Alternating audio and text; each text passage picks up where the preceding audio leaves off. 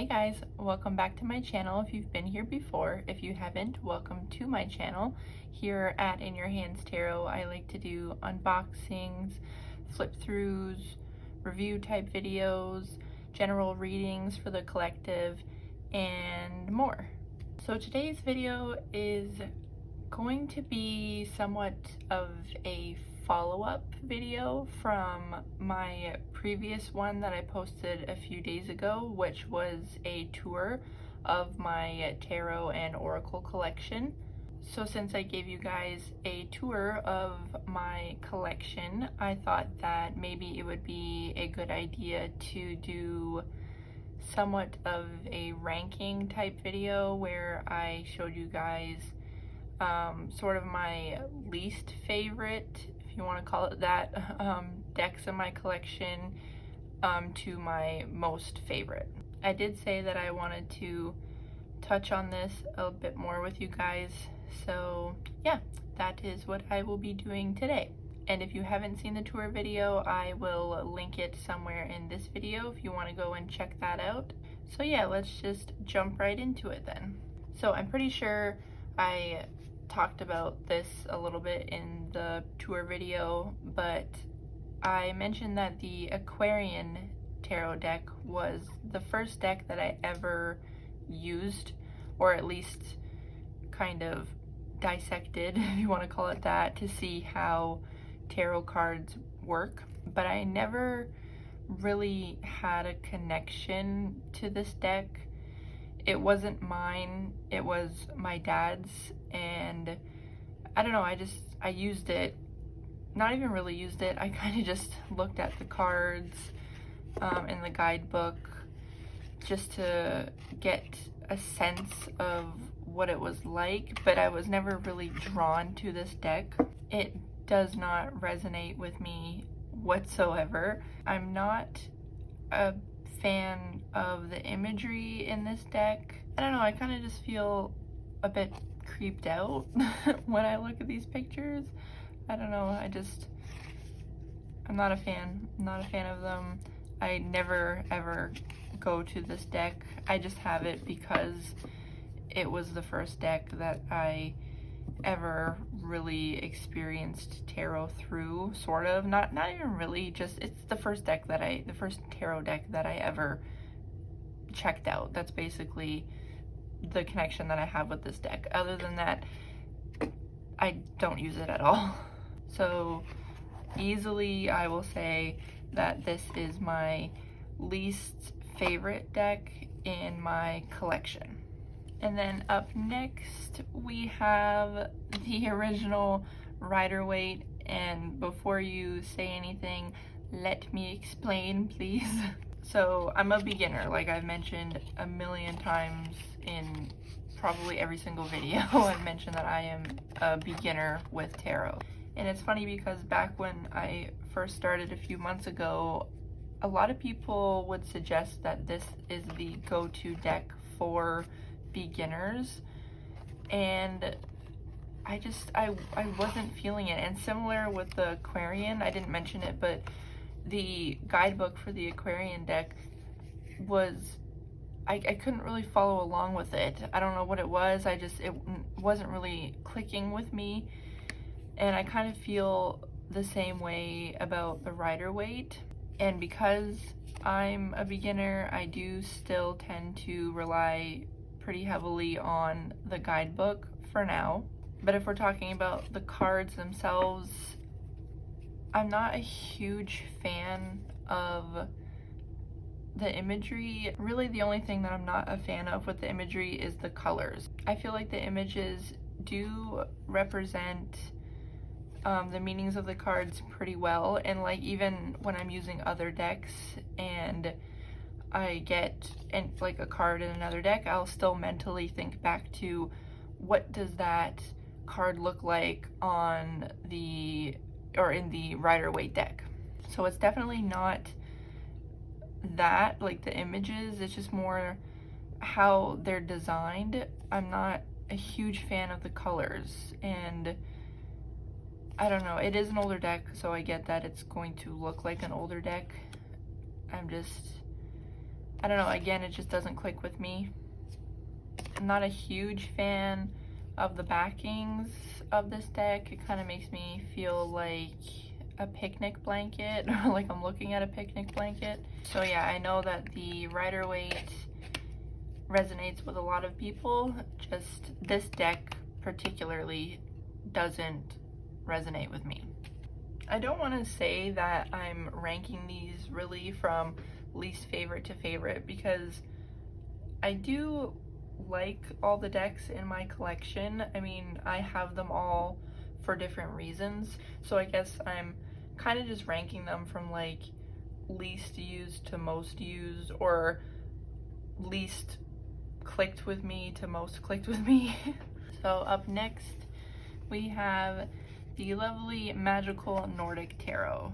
Now, the only issue I have with this deck, and the only reason why I don't tend to use it very often, is just because I'm still learning the meanings to all the cards. So having the way that the imagery is set up for each of the cards, I tend to use that a lot when trying to decipher what each of them means, especially when I want to try and do it without using the guidebook. So in the Magical Nordic, besides the court cards and the majors, there isn't really stories being told in the suit cards. For example, the Three of Pentacles is literally just 3 pentacles.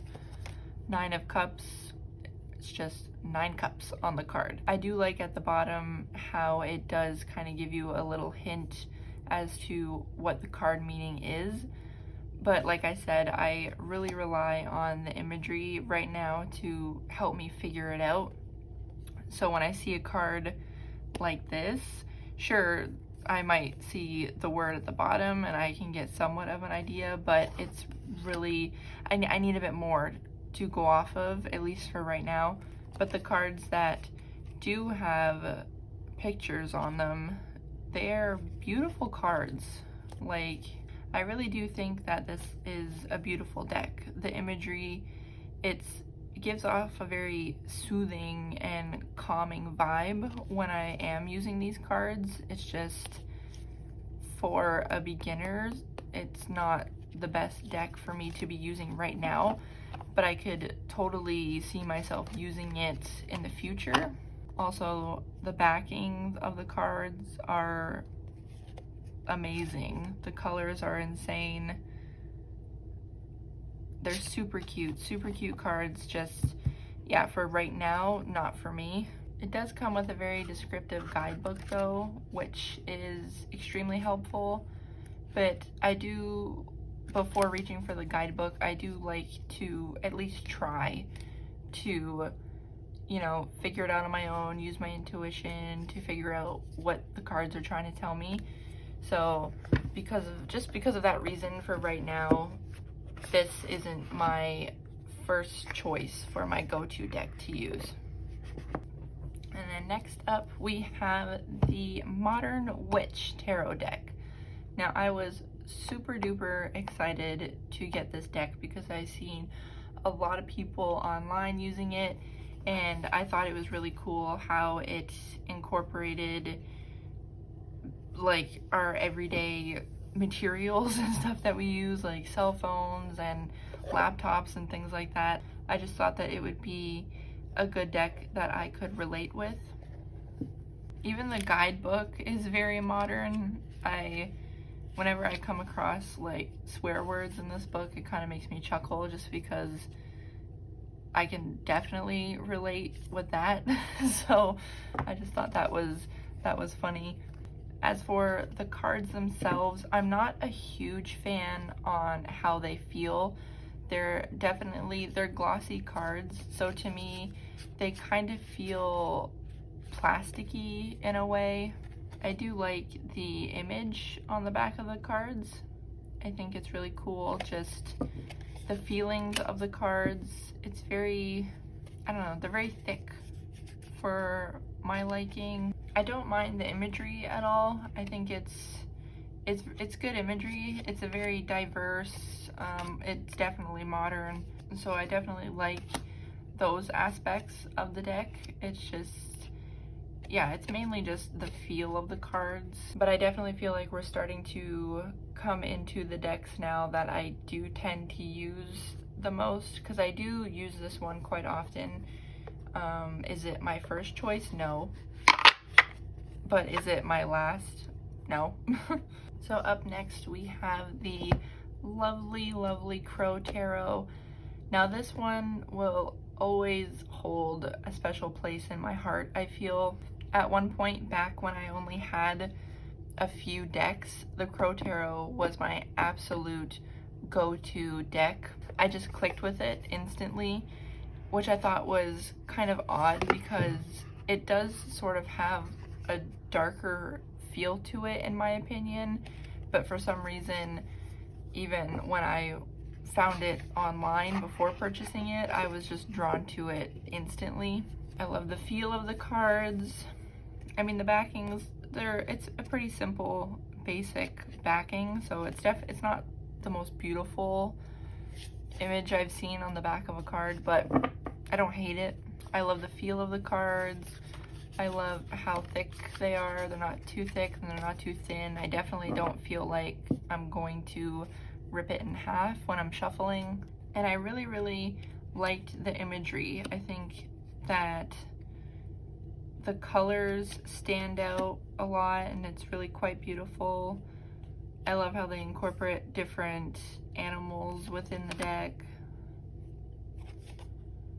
It's very similar to the Rider-Waite, I feel, just with birds instead of people. My only thing with this deck is I started to realize after I started getting more decks that I was having an easier time reading the ones that weren't animal decks, just because I tend to rely on facial expressions and body language and stuff like that, and that's kind of hard to do when you're looking at an animal. At least for me it is.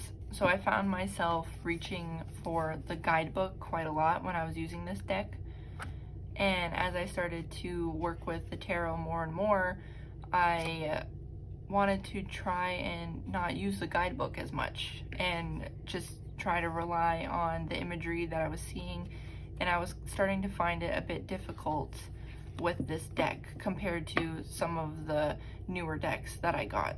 So unfortunately this one kind of started to get pushed back a little bit. I mean, I do use it every now and then, especially when I feel nostalgic and wanna, you know, take it out just to reminisce on my earlier days a couple months ago back when I first started tarot.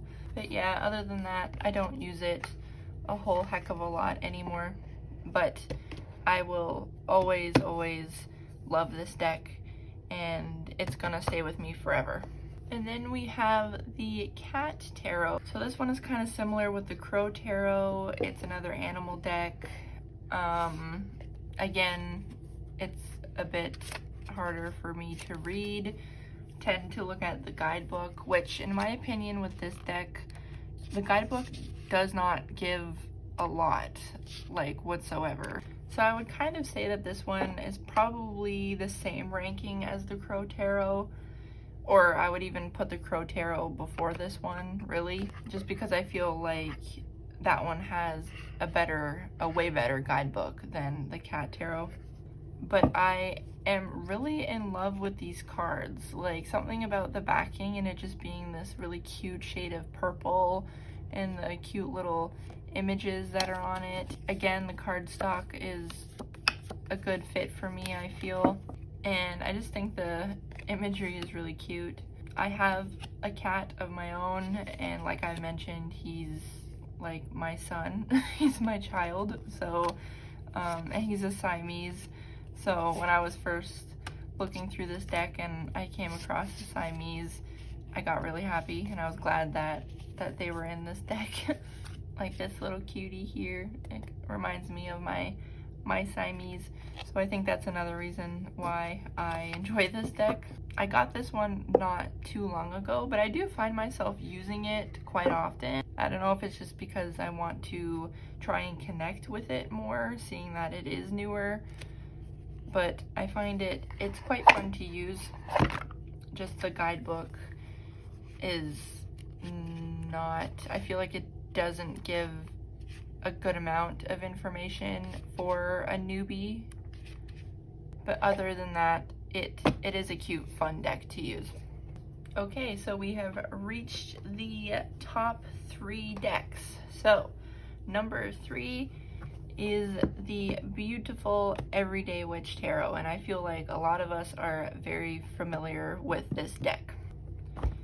This deck is super cute. It's so fun to use. The guidebook is phenomenal. I flippin' love the guidebook.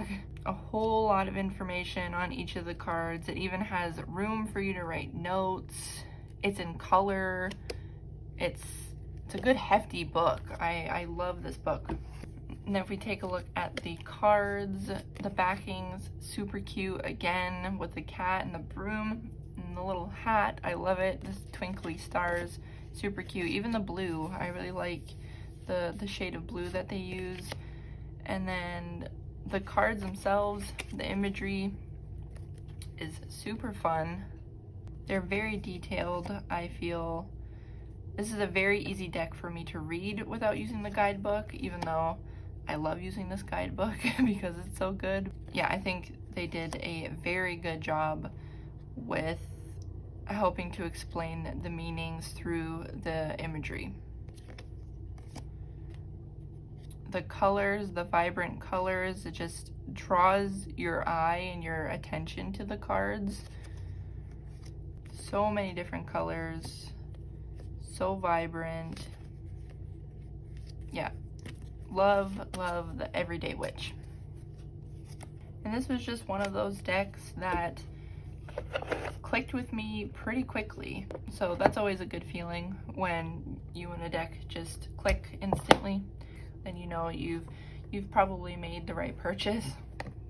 Now the second deck, I know everybody knows, and probably most of you have this deck and can agree with me when I say it is one of the best decks, at least, well, that I've used so far, and that is why it is the second one in my list. So I would say after the Crow Tarot, the Lightseers was definitely my next real go-to, that if I ever just needed to just sit down and chill and spend some time with a deck, it was the Lightseers that I would always go to. The guidebook is very easy to follow along with. It's very descriptive. So the back of the cards are actually, it's pretty dark and it doesn't really stand out for me.